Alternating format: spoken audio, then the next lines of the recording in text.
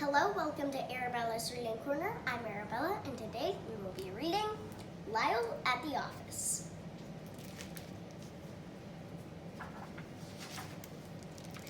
Everybody thought Lyle the crocodile was funny. Not silly funny, or funny looking, just plain funny.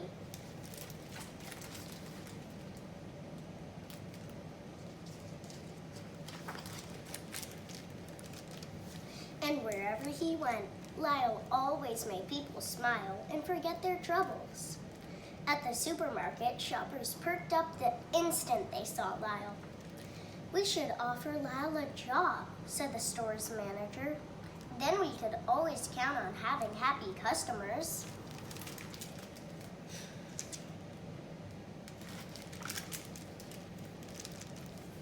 In the park, frowns turned to big, big smiles the minute Lyle appeared, especially when he performed tricks. "Do you suppose Lyle would consider working for us?" asked the park's commissioner. "Our perks can use more cheer these days." And once a man wanted to use a smiling picture of Lyle in a toothpaste advertisement. "Listen to this," said the man. "Smile like Lyle. Now, isn't that catchy?" "No, thank you," the Prims always answered, politely but firmly. Lyle is happy with his life, just as it is.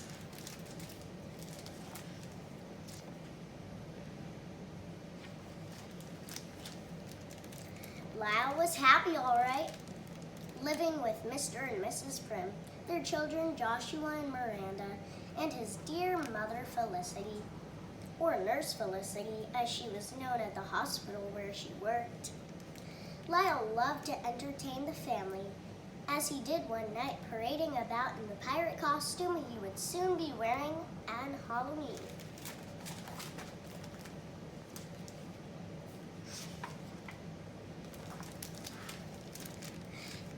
It was a joyful house, made even more joyful by the arrival of the baby Miranda.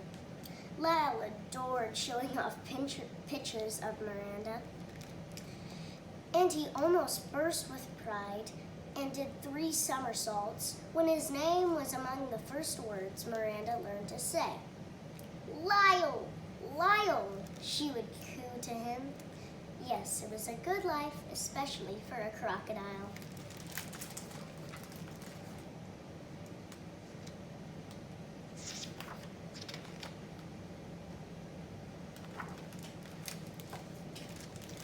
And good things were always happening. One day, Mr. Prim took Lyle along for a visit to his office. Mr. Prim knew how eager Lyle was to visit and how much everyone at the office wanted to meet Lyle. Lyle gleefully waved goodbye and the two set off for work. As usual, morning traffic was heavy.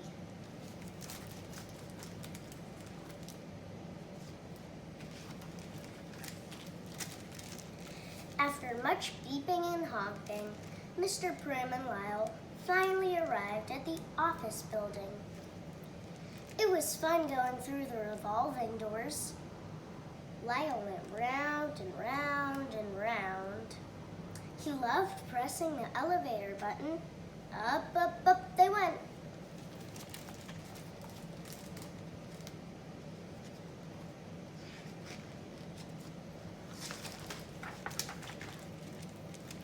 Everyone in the office was so happy to see Lyle. Lyle quickly made himself useful, sharpening pencils, delivering memos, and operating the copy machine. He made so many friends. They all commented on his good manners.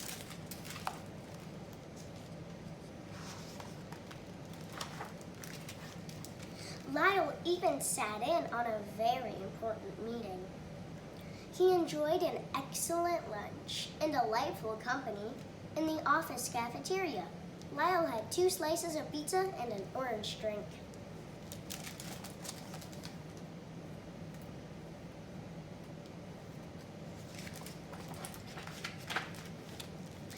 Best of all, Lyle visited the company's daycare center. He spent much of the day joyfully playing with and amusing the children.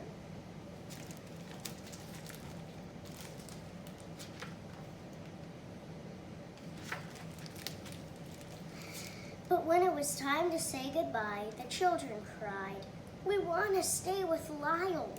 "Please, Lyle, promise to come back," said some of the parents. Sadly, Lyle waved goodbye to the children and returned to Mr. Prim's room.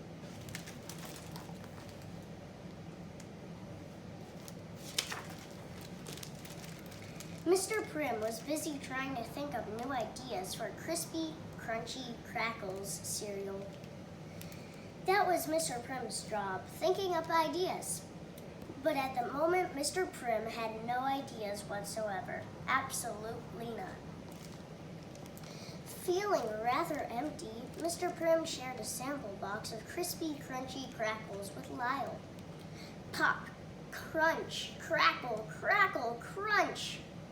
Although Lyle tried to be quiet about it, everyone was startled by the loud popping, crunching, crackly sounds he made while chewing crispy, crunchy crackles.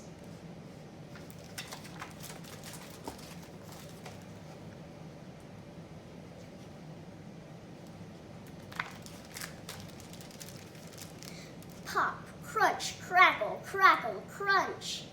Even Mr. Big, who is Mr. Prim's boss, and a busy person at that, heard him chewing all the way down the hall. "Who is making that racket?" shouted Mr. Big. Mr. Big quickly discovered that it was Lyle who was making the racket. He was so surprised. "Does Lyle really like eating crispy, crunchy crackles?" asked Mr. Big. "Of course, Mr. Prim. Doesn't everybody?" Suddenly, Mr. Big's face lit up. It lit up the way it always lit up whenever Mr. Big had a brainstorm. "That's it! That's it!" said Mr. Big. "Our new slogan will be, everybody, but everybody loves crispy, crunchy crackles. And we'll put Lyle's picture on the cereal box. How's that for a terrific idea?" said Mr. Big.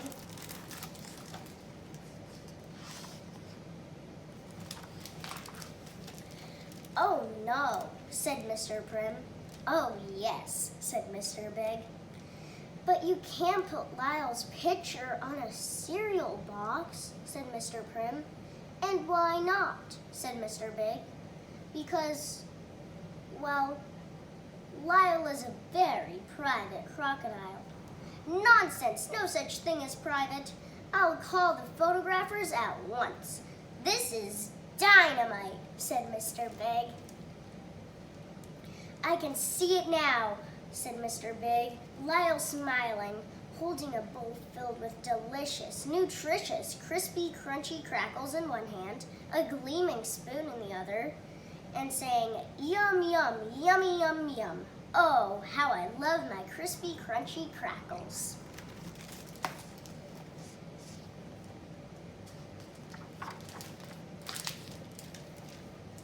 "Lyle will never say yum, yum, yummy, yum, yum," said Mr. Prim, "nor will his picture be on a cereal box." "We'll discuss that all later," said Mr. Big, dialing the photographers. "We won't ever discuss it," said Mr. Prim, walking out with Lyle. "Where are you going with Lyle?" called Mr. Big. "Prim, come back here! Prim, Prim! Sir, consider yourself dismissed," a fuming Mr. Big shouted after them. "And that goes for your crocodile too," he added rather foolishly.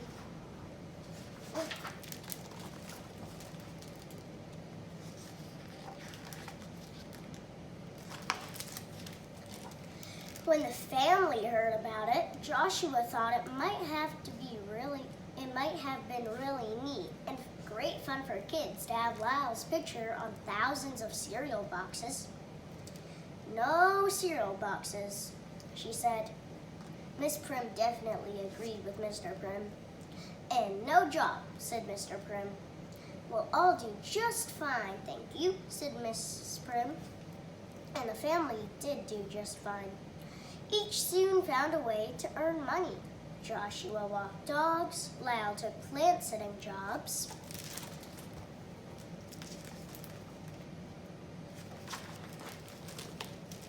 Felicity put in extra hours at the hospital.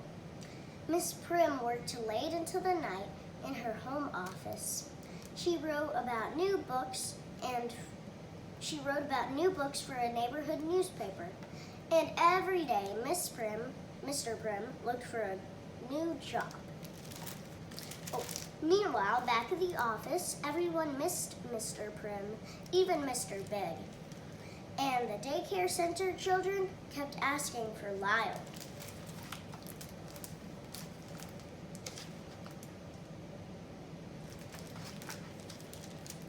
More cheerfully, the family had so much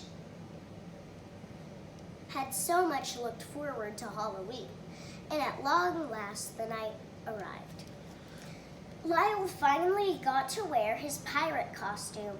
Joshua dressed up as a monster, and Miranda was an adorable little witch. Mr. and Mrs. Prim and Felicity accompanied them trick-or-treating. "Trick or treat, trick or treat," they called out as doors swung open and their bags filled with Halloween goodies.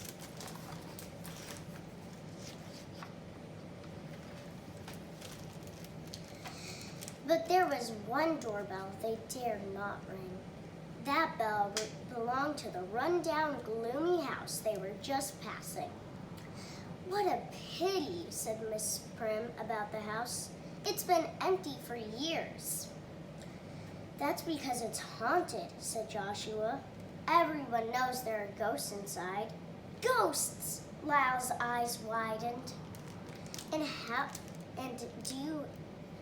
And do you know what?" Joshua went on. "Cries for help have been heard coming from inside the house." "Oh, Joshua," said Miss Prim.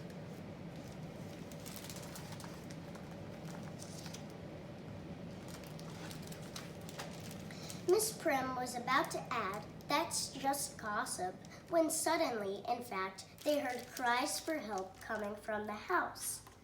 "What was that?" said Mr. Prim. "Help! Help!" "Those are real cries," said Miss Prim.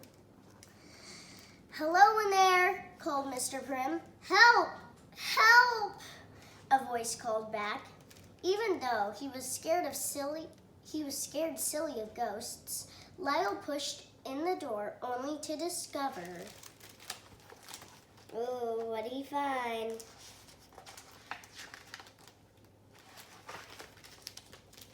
Mr. Big! But what was Mr. Big up to now? Well, at the moment it seemed he was busy clinging for dear life to a ceiling light fixture. "Help! Help!" cried Mr. Big. "My ladder has fallen and I can't get down." Lyle set the ladder upright and helped a very shaken Mr. Big come down. "Oh, Lyle, everyone, thank you, said Mr. Big. "You saved my life. I was here all alone putting light bulbs in this house, which I will soon be moving into when..."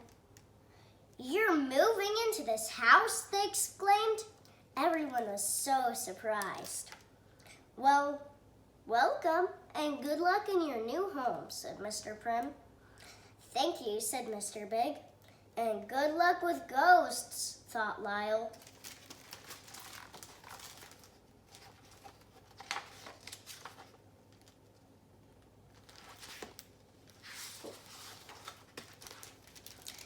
Day after day, the family watched Mr. Big's house being renovated. Before long, the old, neglected house was sparkly bright. It looked so nice, Lyle began to wonder if it was still haunted. One day, a letter from Mr. Big arrived at the house on East 88th Street. Miss Prim read it. "Dear Prims, dear Lyle and Felicity, please come to my housewarming party. It's next Saturday afternoon at 2, and the letter was signed, your new neighbor and friend, I hope, Alwyn Power Big 3. Well, like 3. P.S. You can call me Al.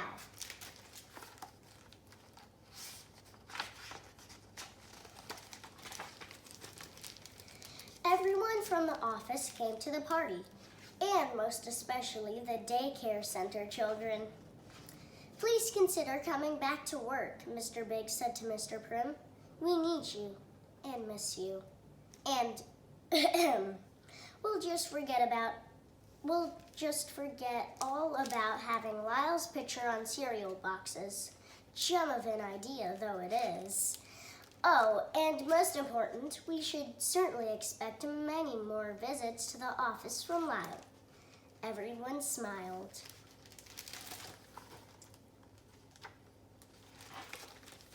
Especially Lyle. I hope you enjoyed this book.